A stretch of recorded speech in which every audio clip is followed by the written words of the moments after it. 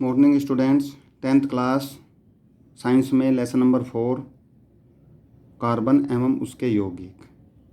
ये लेसन आपका शुरू कर दिया गया था। शुरू की वीडियो आपको भेज दी गई हैं। आज हम शुरू करने वाले हैं बच्चों लेसन नंबर 4 में कार्बन यौगिकों की नाम पद्धति।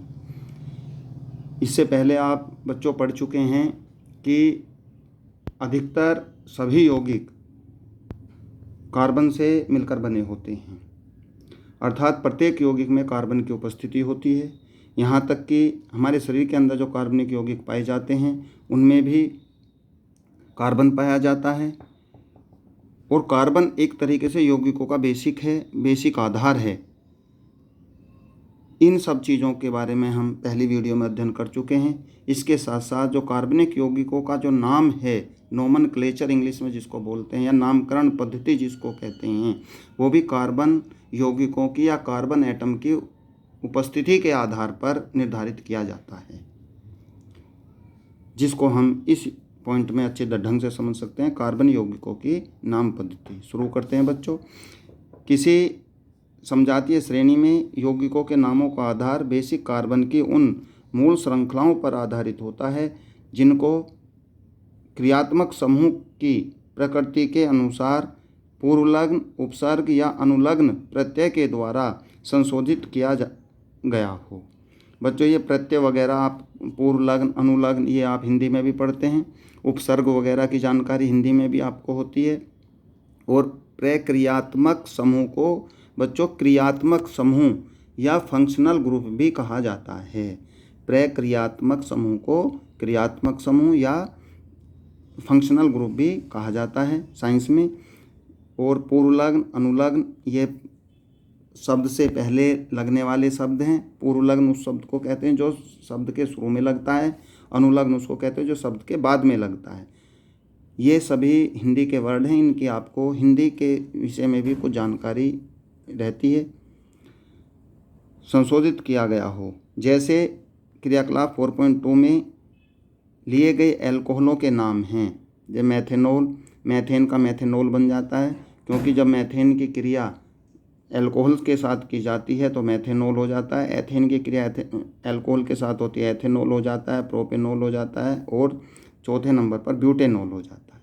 इस तरीके से इनका नाम फंक्शनल ग्रुप के द्वारा बदलता रहता है। ये हम पिछले एक्सरसाइज में पढ़ चुके हैं। निम्न विधि के द्वारा किसी कार्बन यौगिकों का नामकरण किया जा सकता है। और इसके अतिरिक्त जो यौगिकों का नामकरण है वो कार्बन यौगिकों का जो नामकरण है वो किस प्रकार किया जाता है। तो इसमें नंबर 1, यौगिकों में कार्बन परमाणु की संख्या ज्ञात कीजिए। 3 कार्बन परमाणु वाले यौगिक का नाम प्रोपेन होगा।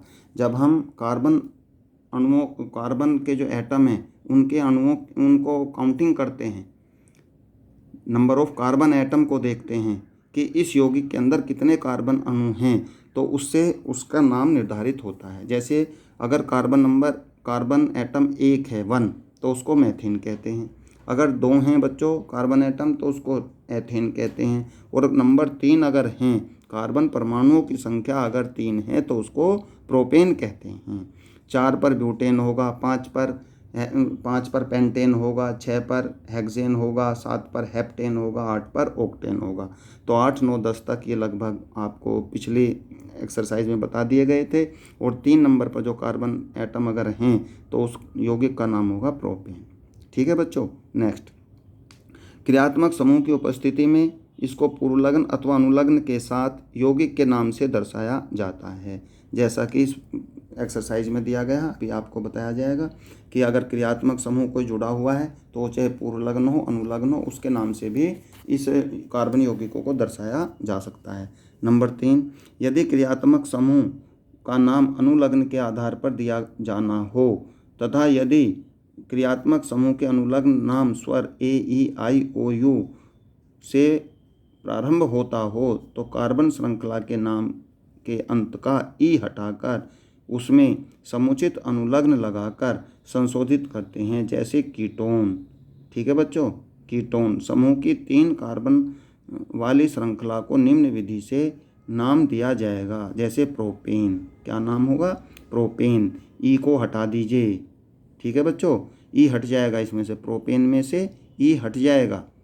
देखो माइनस का चिन्ह लगा रखा है, ई हट जाएगा तो ये हो जाएगा प्रोपेन प्लस कीटोन ओन अर्थात प्रोपेनोन।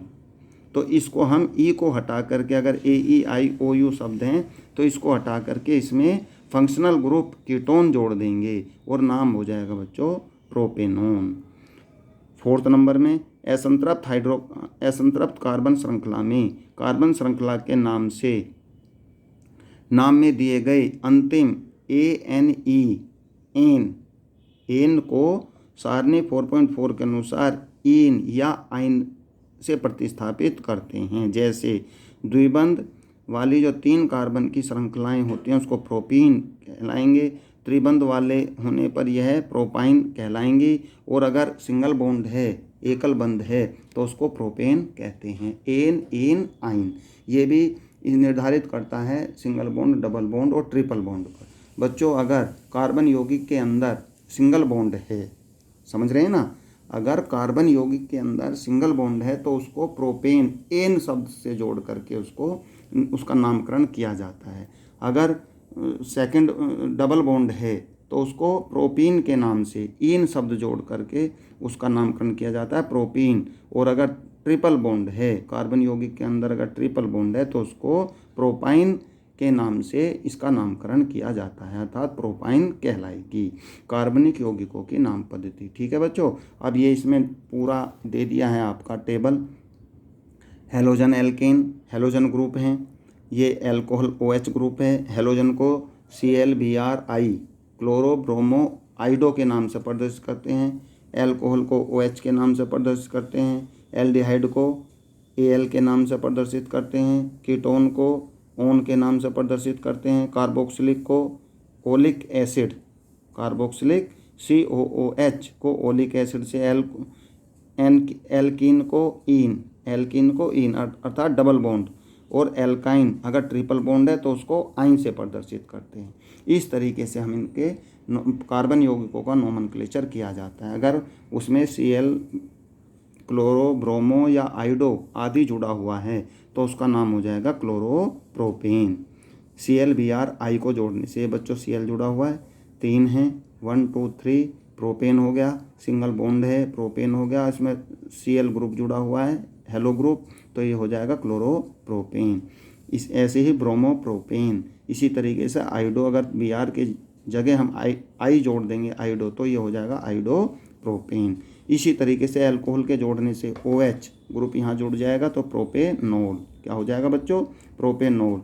कीटोन ग्रुप जुड़ जाएगा एल्डिहाइड ग्रुप, नंबर 3 पर है बच्चों एल्डिहाइड ग्रुप LA तो प्रोपेनेल हो जाएगा, क्या हो जाएगा प्रोपेनेल, और CHO ये इसमें जुड़ जाएगा बच्चों।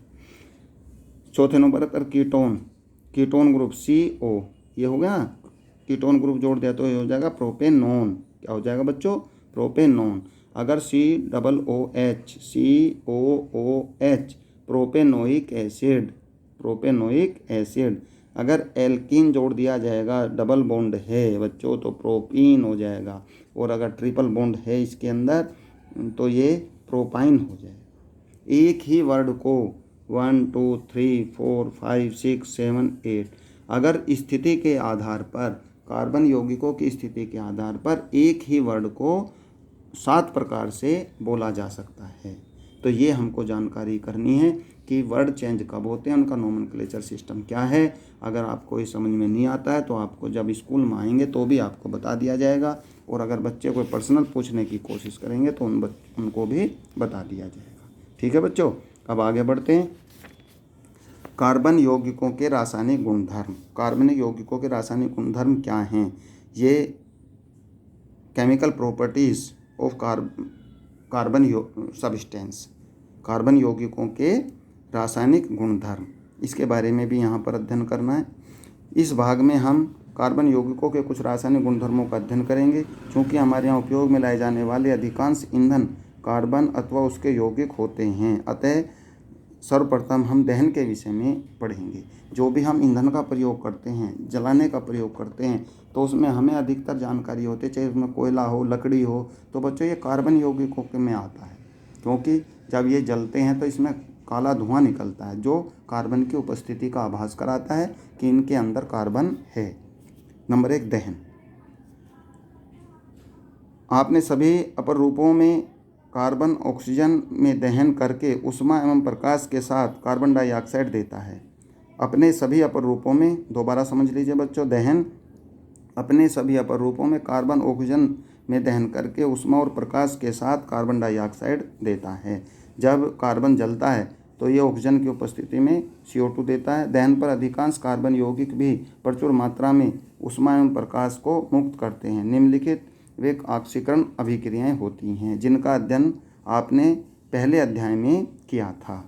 सी की अगर ऑक्सीजन के साथ क्रिया कराते हैं तो CO2 और ऊष्मा और प्रकाश प्राप्त होता है। अर्थात जब कार्बन यौगिकों को जलाया जाता है ऑक्सीजन की उपस्थिति में तो CO2 गैस बनती है, ऊर्जा मिलती है, ऊष्मा मिलती है, हीट और प्रकाश मिलता है। ऐसे ही CH4 को O2 के साथ क्रिया करने पर CO2, H2O ऊष्मा और प्रकाश, CH3 ये प्रोपेन है, एथिल अल्कोहल है, C2H5OH प्लस O2 को CO2 प्लस H2O ऊष्मा और प्रकाश, ये सभी आसानी से मिलते हैं। पहले अध्याय में अध्ययन की गई विधि से सेकंड और थर्ड अभिक्रियाओं को संतुलित करना, ये संतुलित करना भी आवश्यक है। अगर आप असंतुलित समीकरण लिख देंगे तो उस पर मार्किंग नहीं होती है बच्चों, वो गलत समझा जाता है। और केमिकल इक्वेशन बैलेंस करना, अनबैलेंस होना, ये सब आपको समझना होगा। इस पर आप भी ध्यान दें और समझने की कोशिश करें। नेक्स्ट पेज पर बच्चों, संतृप्त हाइड्रोकार्बन में सामान्यतः स्वच्छ ज्वाला निकलेगी। जो संतृप्त हाइड्रोकार्बन है उसमें स्वच्छ ज्वाला निकलती है। जो ऊष्मा निकलती है, एक तरीके से जो अग्नि निकलती है, वो कैसी निकलती है? स्वच्छ। जबकि असंतृप्त कार्बन यौगिकों से अत्यधिक काले धुएं वाली पीली ज्वाला निकलेगी। धुआं भी काला निकलेगा, अत्यधिक मात्रा में निकलेगा, और ज्वाला भी कैसी होगी? स्वच्छ नहीं होगी, पीली होगी। इसके परिणाम स्वरूप 4.3 में धातु की तस्तरी पर कजली निक्षेपण होगा। अगर धातु उसके ऊपर रखी जाए, कोई बर्तन उसके ऊपर रखा जाए तो वो काला हो जाता है। ये आप घर परिवारों में भी देखते हैं। कजली अर्थात काजल जैसा या उस पर काली शाही जैसा जो है केमिकल हमको दिखाई देता है। लेकिन वायु की आपूर्ति को सीमित कर देने से अपूर्ण दहन होने पर संतृप्त हाइड्रोकार्बन में भी कजली ज्वाला निकलेगी।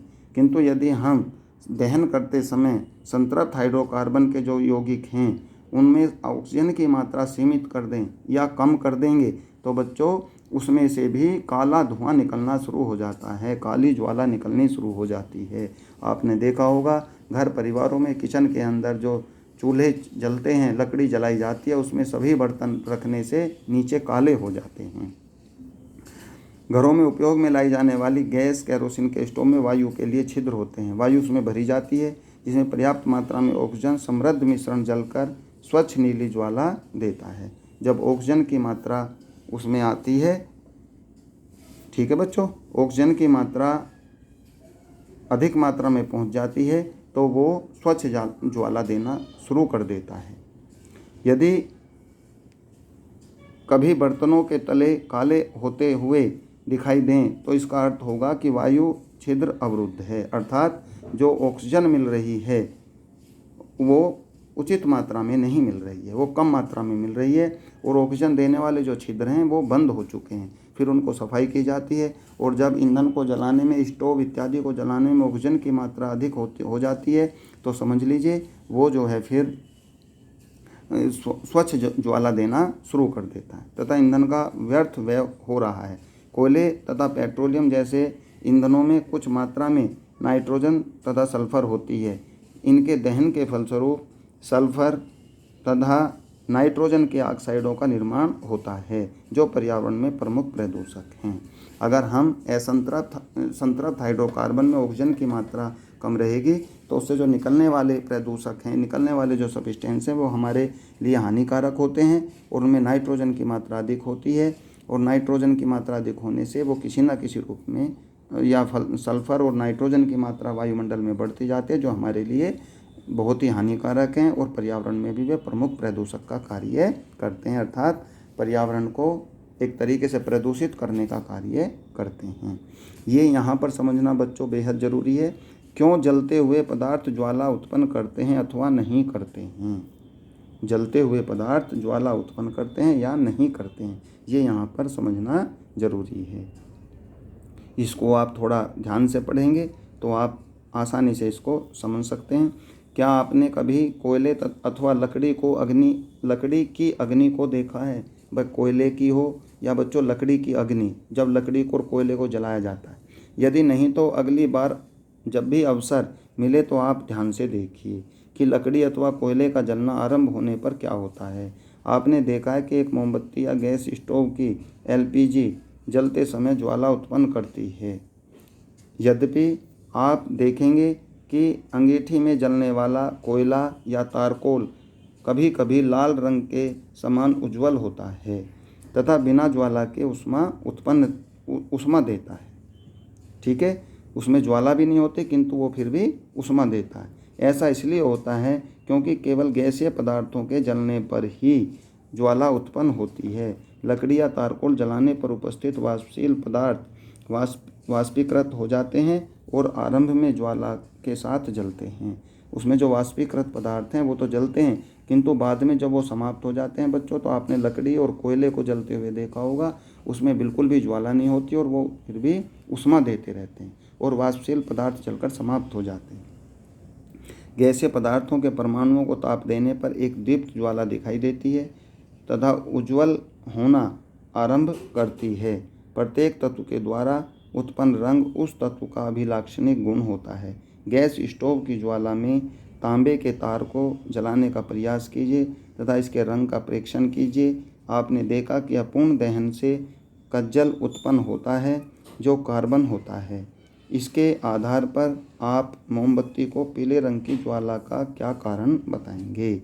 ये आपको जब आप देखते हैं लकड़ी और ईंधन को जलाने पर तो आपको जानकारी हो जाती है। तो शुरू में तो वो ज्वाला दिखाई देती है किंतु बाद में वो ज्वाला दिखाई नहीं देती।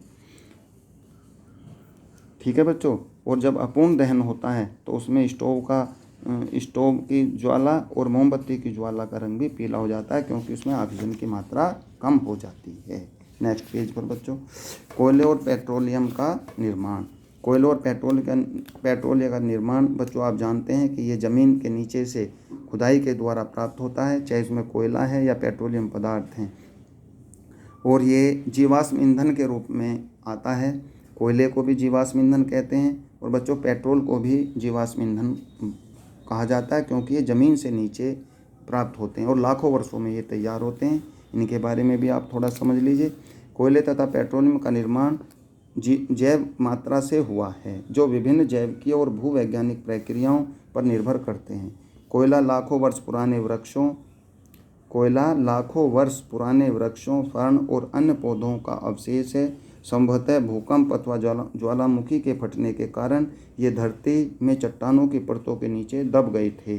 जो लाखों वर्ष पहले पेड़ ज्वालामुखी के कारण, भूकंप के कारण, पहाड़ों के बीच में फटने के कारण वो नीचे ज़मीन में दब गए थे और धीरे धीरे समाप्त होकर ये कोयला बन गए। तेल और गैस लाखों वर्ष पुराने छोटे समुद्री पौधों तथा जीवों के अवशेष हैं। उनके मृत होने पर उनके शरीर समुद्र तल में डूब गए तथा गाद में ढक गए।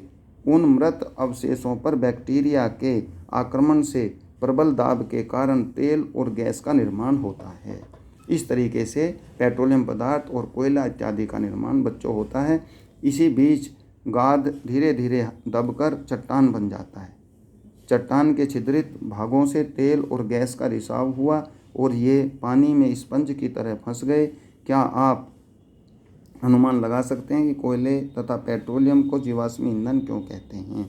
इसलिए ही कहते हैं क्योंकि ये जीवाश्म के द्वारा प्राप्त होता है और जो पेड़ पौधे या किसी कारण से, भूकंप के कारण या ज्वालामुखी के फटने के कारण पहाड़ों में नीचे समा गए, लाखों वर्षों बाद उनका ईंधन जीवाश्म ईंधन के नाम से जाना जाता है, जो कोयले और पेट्रोलियम पदार्थों के रूप में बच्चों हमें प्राप्त होता है।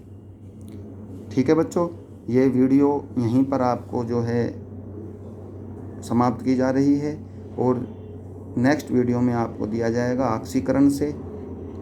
ऑक्सीकरण के बारे में बताया जाएगा। सभी बच्चे वीडियो को ध्यानपूर्वक देखें, सुनें और उसके साथ साथ आप अपनी बुक्स को भी खोल करके पढ़ेंगे तो आप वीडियो को अच्छे तरह से बच्चों समझ सकते हैं। और अगर वीडियो को ही देखेंगे, बुक्स पर ध्यान नहीं देंगे, तो वीडियो आपकी समझ में कम आएगी। इसलिए बुक्स के साथ साथ वीडियो को देखें या पढ़ें, सुनें, बुक्स को भी साथ साथ पढ़ें, तभी आप वीडियो के बारे में समझ सकते हैं। फिर भी अगर किसी बच्चे को कोई प्रॉब्लम होती है तो आप स्कूल में आकर के संपर्क करें और इसके बारे में पूरी डिटेल से जानकारी आपको दी जाएगी। रिटिन वर्क भी आपका पूरा कराया जाएगा। आप किसी भी तरह से अपना टाइम बेकार ना करते हुए अपने पढ़ाई में लगे रहें, जिससे आपकी तैयारी बराबर चलती रहे। Thank you.